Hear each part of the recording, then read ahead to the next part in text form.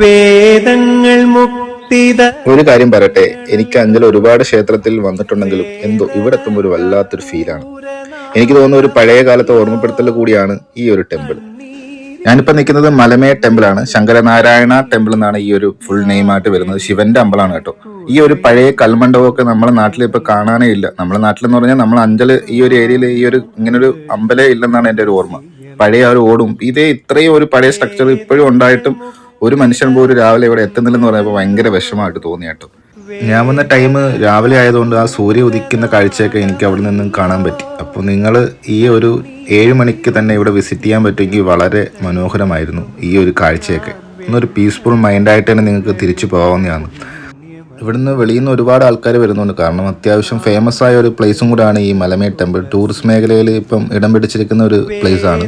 അപ്പോൾ രാവിലെ ഈ ഒരു ടെമ്പിളും കൂടെ വിസിറ്റ് ചെയ്ത് കഴിഞ്ഞാൽ അതിലും മനോഹരമായിരിക്കും.